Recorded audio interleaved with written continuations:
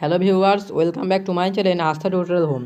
আজকে আমি তোমাদের জন্য নিয়ে এসেছি নবম শ্রেণীর ছাত্রছাত্রীদের জন্য তোমাদের জীবন বিজ্ঞান বা লাইফ সায়েন্সের 2023-এর সাজেশান, যেটা হচ্ছে তোমাদের জন্য থার্ড সামেটিভের অন্তর্গত। এখানে তোমার জন্য শুধুমাত্র আমি শর্ট কোশ্চেনের সাজেশন করে দিচ্ছি। আমাদের বলবো তোমার ক্লাসটি সম্পূর্ণ দেখবি। এখানে তোমাদের জন্য এমসিকিউ তো দেওয়া সম্ভব নয়, কেননা তোমাদের জন্য এমসিকিউগুলো তো এখানে তার 4টি করে অপশান দিতে হবে। তার বদলে আমি তোমাদের জন্য সেই যে ভিএসএকিউ বা ভেরি শর্ট টাইপ কোশ্চেন আনসারগুলো দিচ্ছি, তোমার তার মধ্যে থেকে দেখে নাও। প্রথমে দেওয়া আছে শূন্যস্থান পূরণ করো। অক্সিজমের প্রাপ্তিস্থল হলো ড্যাশ, উত্তর হবে মাইটোকন্ড্রিয়া। দ্বিতীয় প্রশ্ন, ড্যাশ হলো একটি বেন্থস, উত্তর হবে ঝিনুক।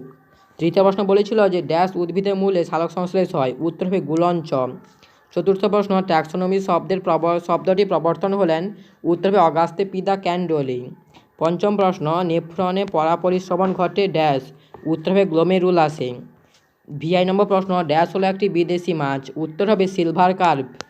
সপ্তম প্রশ্ন, যেটা হচ্ছে তোমাদের সত্য অথবা মিথ্যা নিরূপণ করো, যে কোনো 5টি এখান থেকে পড়বে। এখানে বলছে যে ডিপথেরিয়া একটি প্রোটোজোয়া ঘটিত রোগ, কথাটি ভুল, এটা হবে ব্যাকটেরিয়া ঘটিত রোগ। অবশ্যই তোমরা সঠিকটা উল্লেখ করবে, তাহলে তোমরা 1 ডাক পাবে।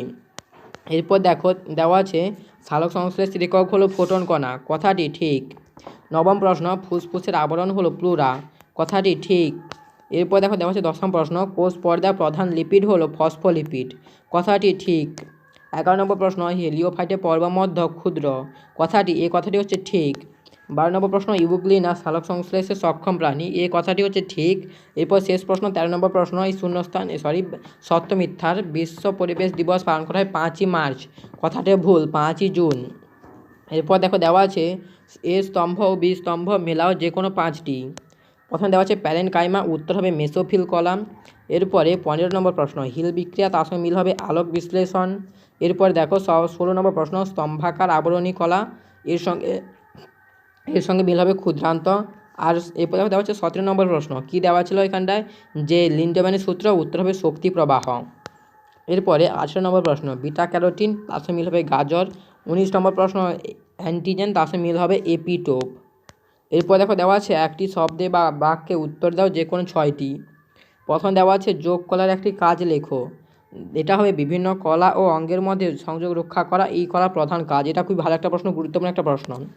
এরপর দেখো দেওয়া আছে 21 নম্বর প্রশ্ন, বাষ্পমোচন টান কি, উত্তর হবে বাষ্পমোচনের ফলে পাতার মেসোফিল কলায় যে ব্যাপন চাপ ঘাটতি দেখা যায়, তা জাইলেম বাহিকায় বিশেষ শোষণ চাপ হবে। এটা শোষণ চাপ সৃষ্টি করে মূল থেকে খনিজ লবণ মিশ্রিত জলকে ঊর্ধ্বমুখে পরিবাহিত করে, তাকে বলা হয় বাষ্পমোচন টান।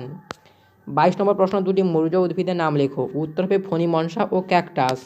23 নম্বর প্রশ্ন, একটি নাইট্রোজেন বেসের নাম লেখো যা আরএনএতে থাকে কিন্তু ডিএনএতে থাকে না, উত্তর হবে ইউরাসিল। 24 নম্বর প্রশ্ন, দুটি নাইট্রোজেনবিহীন উদ্ভিদ রেচন পদার্থের নাম লেখো, উত্তর হবে গন্ধ ও রজন। 25 নম্বর প্রশ্ন, প্রথম জোড়টির শূন্যস্থান পূরণ বুঝে দ্বিতীয় জোড়টির শূন্যস্থানে উপযুক্ত শব্দ বসাও। স্কারভি যদি ভিটামিন সির অভাবে হয়, তাহলে ড্যাশ রোগ আয়োডিন অভাবে হবে, উত্তর হবে গলগণ্ড রোগ।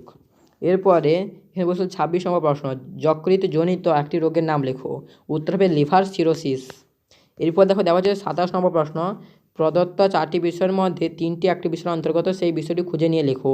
শামুক, মোলাস্কা, ঝিনুক আর অক্টোপাস, ওটি হবে মোলাস্কা। এরপর দেখো দেওয়া আছে আবার একবার দুয়ের দাগে নিচে 25টি প্রশ্নের মধ্যে যে কোনো 21টি প্রশ্নের উত্তর নির্দেশ অনুসারে লেখো। এখানে বলছিলাম না তোমার যে এমসিকিউ দেওয়া সম্ভব নয়, তাই তোমার জন্য ভিএসিকিউ ডবল করে দিয়ে দিচ্ছি, এর মধ্যে থেকে তোমাদের এমসিকিউ চলে আসবে।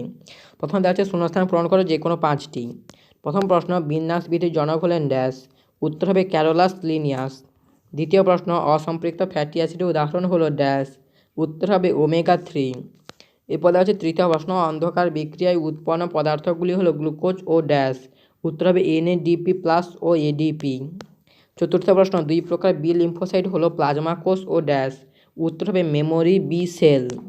পঞ্চম প্রশ্ন, বিসিজি ভ্যাকসিন ড্যাশ রোগের প্রতিষেধক, উত্তর হবে যক্ষা রোগের প্রতিষেধক। ষষ্ঠ প্রশ্ন, ড্যাশ পপুলেশনের ঘনত্ব কমায়, উত্তর হবে মর্টালিটি, আর যদি বৃদ্ধি পায় বলে তাহলে সেটা হবে ন্যাটালিটি। এরপর দেখো দেওয়া আছে সত্য অথবা মিথ্যা নিরূপণ করো যে কোনো 5টি। প্রথমে বলেছিল পরিফেরা পর্বে প্রাণীতে নালীপথ দেখা যায়, কথাটি ভুল। অষ্টম প্রশ্ন, ফ্লোয়েমের সজীব উপাদানটি হলো ট্রাকিড, কথাটি ভুল। নবম প্রশ্ন, প্রান্তীয় শ্বসনের জন্য জল ও এটিপি উৎপন্ন হয়, বা প্রান্তীয় শ্বসনে জল ও এটিপি উৎপন্ন হয়, কথাটা ঠিক। দশম প্রশ্ন কী বলছিল এখানে, যে যক্ষা একটি ভাইরাস ঘটিত রোগ, কথাটি ভুল। এরপর কি বলেছিল যে 11 নম্বর প্রশ্ন, প্রগণ খাদকরা বিয়োজক নামেও পরিচিত, কথাটি ভুল। এরপর দেখো দেওয়া আছে মাইট হলো বহিঃপরজীবী প্রাণী, কথাটি ঠিক। এরপর কি দেওয়া আছে যে স্তম্ভ মেলাও, এই স্তম্ভ আর বি স্তম্ভ মেলাতে বলেছিল যে কোনো 5টি। প্যারামেসিয়াম তার সঙ্গে মিল হবে প্রোটিস্টাম। টিসিএ চক্র তার সঙ্গে মিল হবে 30 অণু এটিপি। তারপর 15 নম্বর প্রশ্ন কি বলেছিল যে অণুচক্রিকা তার সঙ্গে মিল হবে রক্ততঞ্চন। 16 নম্বর প্রশ্ন কি বলেছিল যে ভিটামিন সি তার সঙ্গে মিল হবে স্কারভি। এরপরে 17 নম্বর প্রশ্ন কোলস্ট্রাম তার সঙ্গে মিল হবে আইজিএ। এরপরে শেষ প্রশ্ন এখানে বাম সময় রান সম্বে জেরোফাইট তার সঙ্গে মিল হবে ইউফরবিয়া। এরপরে শেষ দাগ, একটি শব্দে বা বাক্যে উত্তর দাও যে কোনো 6টি। প্রথমে বলেছিল আয়োডিন অভাবে কী রোগ হয়, উত্তর হবে গলগণ্ড। 20 নম্বর প্রশ্ন প্রদত্ত 4টি বিষয়ের মধ্যে 3টি বিষয় 1টি বিষয় অন্তর্গত, সেই বিষয়টি খুঁজে নিয়ে লেখো।